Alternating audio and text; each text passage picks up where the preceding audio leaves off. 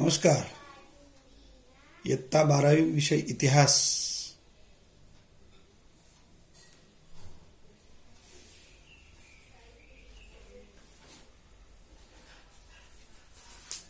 यामध्ये प्रकरण 5 समाज सुधारकांचे कार्य यासंबंधी मागील तासिकेमध्ये माहिती पाहिलेली आहे. आजच्या तासिकेमध्ये काही संस्थानिकांचं सामाजिक कार्य यासंबंधी माहिती पाहणार आहोत.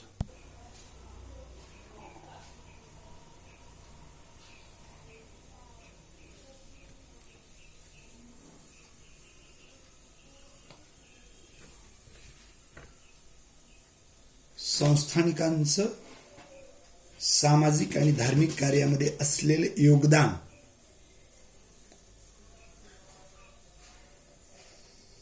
यामध्ये महाराष्ट्रातील संस्थानिक राजर्षी शाहू महाराज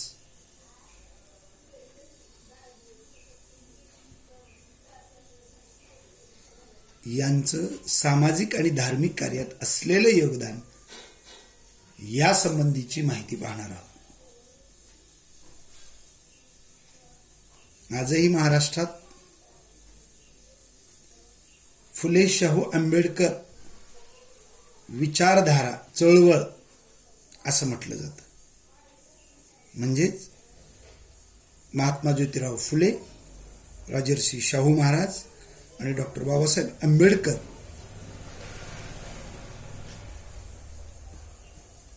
या विचारांची चळवळ, समाज सुधारणावादी चळवळ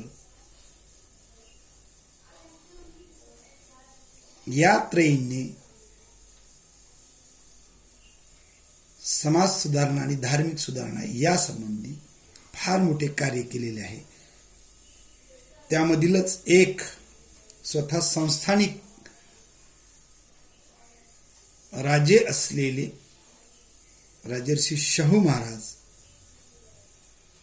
यांचं कार्य देखील महत्त्वपूर्ण आहे. राजर्षी शाहू महाराजांच्या संदर्भात काही माहिती पाहताना त्यांचा जन्म 26 जून 1874 कागल या ठिकाणी झाला.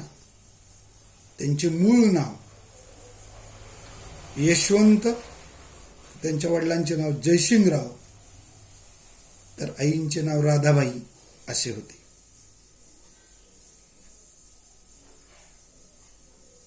ते जन्मताच राजे नव्हते.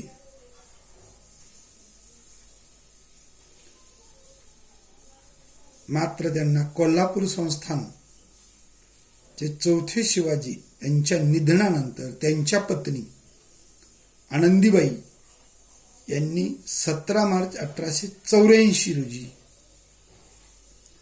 यशवंतरावांना आपला दत्तक पुत्र मानले, म्हणजेच दत्तक घेतले व दत्तक घेतल्यानंतर त्यांना शाहू हे नाव ठेवले. 1894 मध्ये त्यांचे राज्यारोहण, राज्याभिषेक झाला.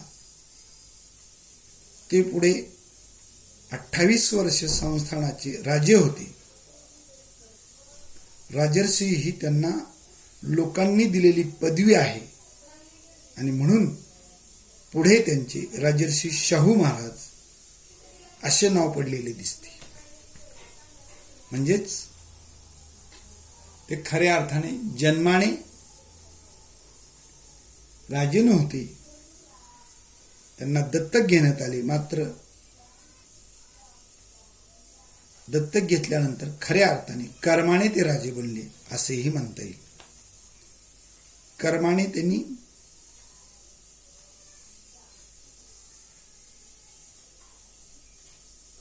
राजपद मिळवलं असंही म्हणता येईल.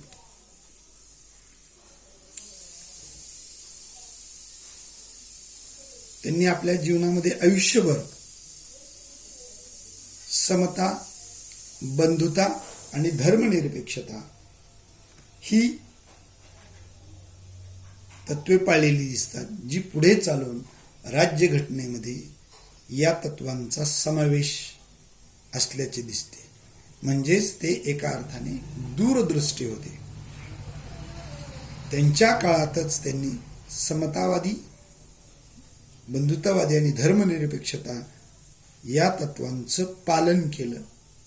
केवळ त्यांनी घोषणाच केली नाही, तर तशा पद्धतीने ते आयुष्यभर त्यांनी आपलं वर्तन ठेवलं. म्हणून त्यांना महाराजांचे महाराज असेही म्हटले जाते. आणि म्हणूनच आजही त्यांचा जन्मदिवस सामाजिक न्याय दिवस म्हणून साजरा केला जातो. म्हणजेच राजर्षी शाहू महाराजांचा जन्मदिवस 26 जून हा आजही सामाजिक न्याय दिन, सामाजिक न्याय दिवस म्हणून पाळला जातो. कारण त्यांनी आयुष्यभर सामाजिक न्याय देण्याचं काम केलं. सामाजिक न्यायाप्रमाणे ते वागले, समतेप्रमाणे वागले, बंधुतेप्रमाणे त्यांनी आपलं आचरण केलं आणि धर्मनिरपेक्षतेचं तत्व त्यांनी पाळलेलं दिसतं. त्याचबरोबर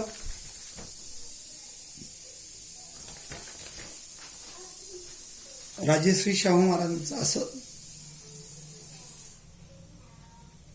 कर्तृत्व एवढं श्रेष्ठ आहे की ते अगदी तास अर्धा तासात वाखाणण्याजोगं नाही. मात्र तरीही धार्मिक आणि सामाजिक सुधारणेच्या संदर्भामध्ये जे महत्त्वपूर्ण कार्य त्यांचं आहे, ते कार्य यासंबंधी आपण काही माहिती या ठिकाणी घेत आहोत. त्यांना ज्ञानहितवादी राजा असं म्हटलं जातं.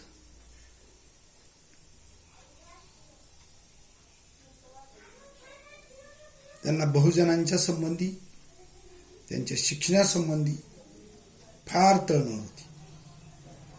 त्यांचं असं म्हणणं होतं की पशुत्वापासून मनुष्यत्व मिळवून द्यायचं जर असेल तर खऱ्या अर्थाने सामान्य माणसाला शिक्षण हे अस्त्र आहे आणि ते अस्त्र देणं गरजेचं आहे. तरच पशुत्वापासून मनुष्यत्व त्यांना मिळू शकतं. अन्यथा जर शिक्षण मिळालं नाही तर असेच पशुप्रमाणे मनुष्य जीवन जगेल. त्यांच्या कोल्हापूर म्हणजेच करवीर संस्थानामध्ये यासाठी त्यांनी अतोनात प्रयत्न केलेले दिसतात. म्हणजेच सर्व सुधारणांचं मूळ हे शिक्षण आहे हे राजर्षी शाहू महाराजांना कळलेलं होतं. म्हणून त्यांनी आपल्या करवीर कोल्हापूर संस्थानामध्ये मोफत आणि सक्तीचं शिक्षण दिलं. केवळ मोफत आणि सक्तीचं शिक्षण सुरूच केलं नाही, तर जे पालक आपल्या मुलांना शाळेमध्ये पाठवणार नाहीत त्या पालकांना 1 रुपया दंड ठेवला व खऱ्या अर्थाने याची अंमलबजावणीही केली. म्हणून अनेक बहुजनांचे पाल्य शिक्षणास घेऊ शकले, शिक्षणामध्ये येऊ शकले. त्याचबरोबर आतापर्यंतची जी पद्धती होती स्पृश्य आणि अस्पृश्यांना वेगळे शिक्षण, तेही त्यांनी मोडीत काढले. स्पृश्य आणि अस्पृश्यांसाठी एकच शाळा सुरू केली आणि स्पृश्य आणि अस्पृश्य हे सारखेच आहेत हा समतावादी दृष्टिकोन, समतावादी दृष्टी त्यांनी आपल्या कार्यामधून दाखवून दिलेली दिसते. म्हणून त्यांना ज्ञानहितवादी राजा असं म्हटलं जातं. ज्ञान हे सर्वांना मिळालं पाहिजे, त्यावर सर्वांचा अधिकार आहे आणि ते सर्वांपर्यंत पोहोचलं पाहिजे. यासाठी आपल्या संस्थानामध्ये त्यांनी मोफत आणि सक्तीचं शिक्षण बहुजनांसाठी दिलेलं दिसतं. त्याचप्रमाणे राजर्षी शाहू महाराज हे समाजहितवादी राजा होते. समाजाचं हित त्यांच्या दृष्टिकोनातून महत्वाचं. शिवरायांचा खऱ्या अर्थाने वारसा समर्थपणे चालवण्याचं काम त्यांनी केलेलं आहे. शिवरायांची जी तत्व होती, जी मूल्य होती, जे विचार होते, ते पुढे चालवण्याचाच प्रयत्न त्यांनी केलेला आपल्याला दिसतो. म्हणून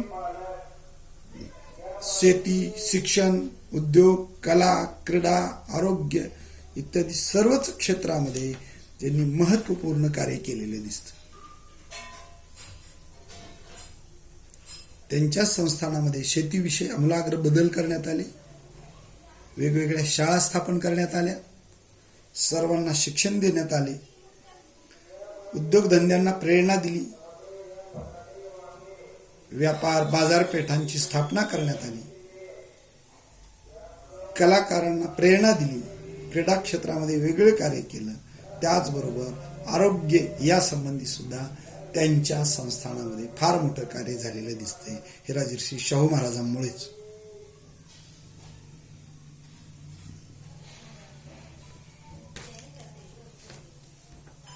मागासलेला समाज पुढारलेल्या समाजाच्या जर बरोबरीने आणायचा असेल तर त्यासाठी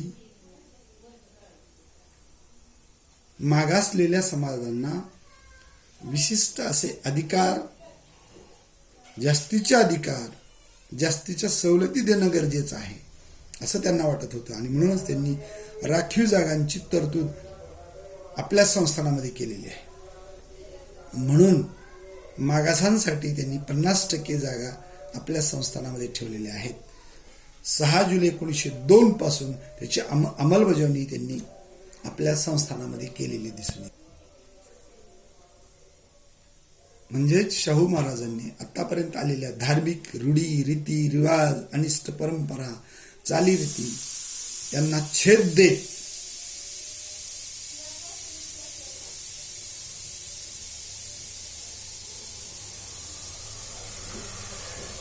उच्च समाजाची मंडळी आपल्याला काय म्हणतात, काय टीका करतात याची पर्वा न करता सर्वांना न्याय वागणूक दिलेली दिसते. आपले कार्य त्याप्रमाणे केलेले दिसते.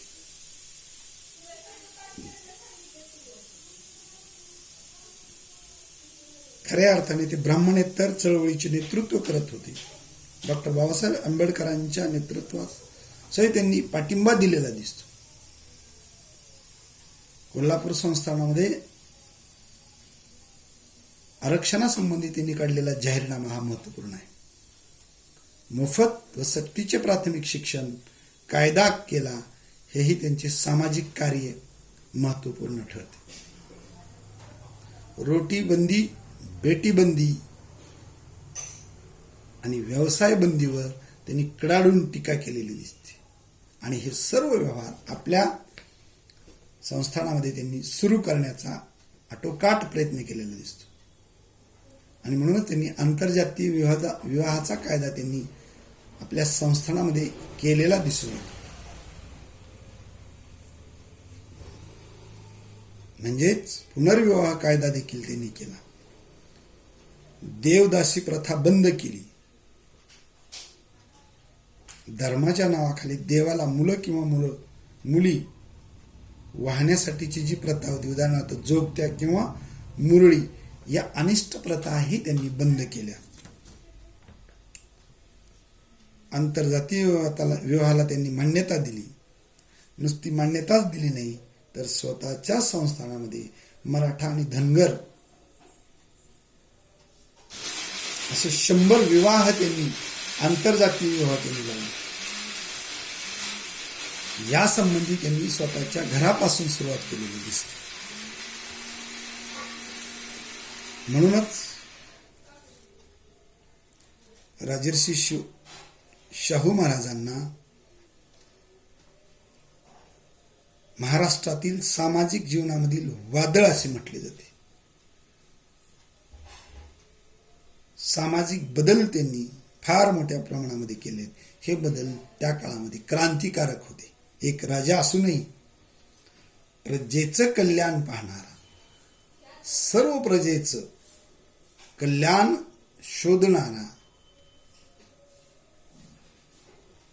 एक महाराजांचा महाराजा म्हणून त्यांना लोकांनी स्वीकारलेलं दिसतं. महात्मा फुलेंनी स्पृश्य अस्पृश्य हा भेद नाकारून अस्पृश्यांसाठी काढलेल्या शाळा, अस्पृश्यांसाठी केलेलं कार्य, अस्पृश्यांसाठी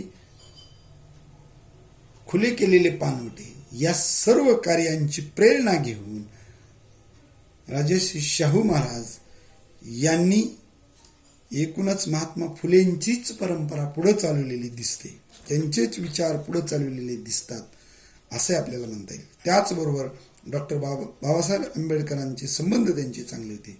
वेळोवेळी डॉक्टर बाबासाहेब आंबेडकरांना त्यांनी आर्थिक मदत केली, त्यांनी प्रोत्साहन दिले, प्रेरणा दिली.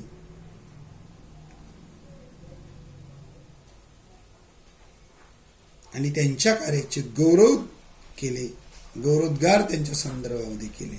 एव्हाना त्यांच्या कार्यालाही त्यांनी सातत्याने पाठिंबा दिलेला होता. म्हणूनच फुले शाहू आंबेडकर ही चळवळ आजही महाराष्ट्रामध्ये चाललेली दिसते.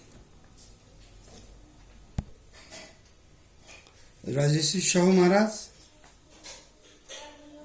त्यांनी आपल्या संस्थानामध्ये कोणताही व्यवसाय कोणालाही करण्याची परवानगी दिली, हे बंधन त्यांनी नाकारलं.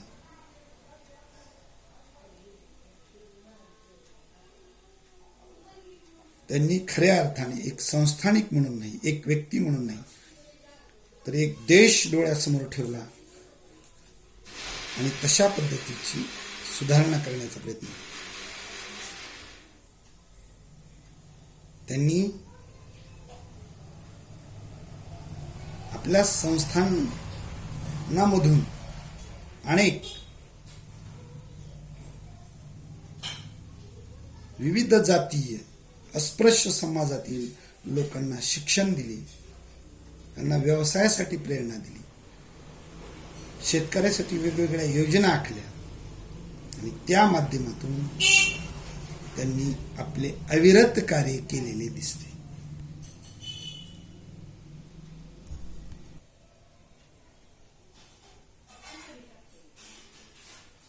राजर्षी शाहू महाराज हे एक लोकहितवादी राजे होते.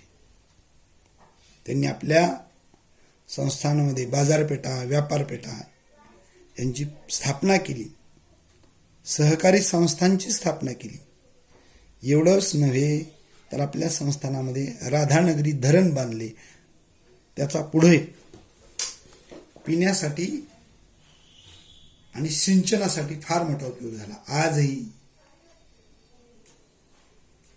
या धरणाचा फायदा शेतकऱ्यांना होताना दिसतो. त्याचबरोबर ते एक धुरंधर राजे होते. त्यांना अनेक वेळेला समाजातील वरिष्ठ वर्गाने संपवण्याचा प्रयत्न केला, ठार मारण्याचा प्रयत्न केला, त्यांना बदनाम करण्याचा प्रयत्न केला. मात्र ते डगमगले नाही. त्यांच्या कार्यातून आणि लोकांच्या सदिच्छेतून त्यांना सातत्याने पुढे प्रेरणा मिळत राहिली. जवळपास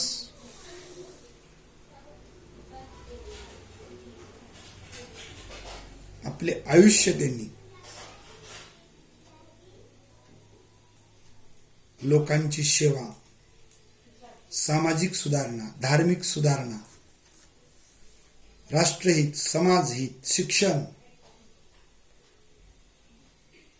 इत्यादींसाठी घालवलेले आपल्याला पाहायला मिळेल.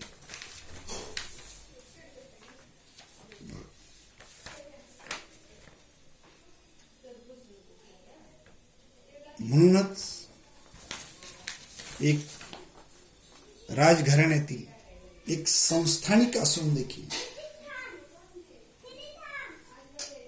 समाजाची, सामान्याची, शूद्र अतिशूद्रांची काळजी घेणारा, काळजी करणारा आणि त्यांचा विकास घडून आणणारा जनतेचा राजा, महाराजांचा महाराज म्हणून त्यांची ओळख आपल्याला आहे. अशा प्रकारचा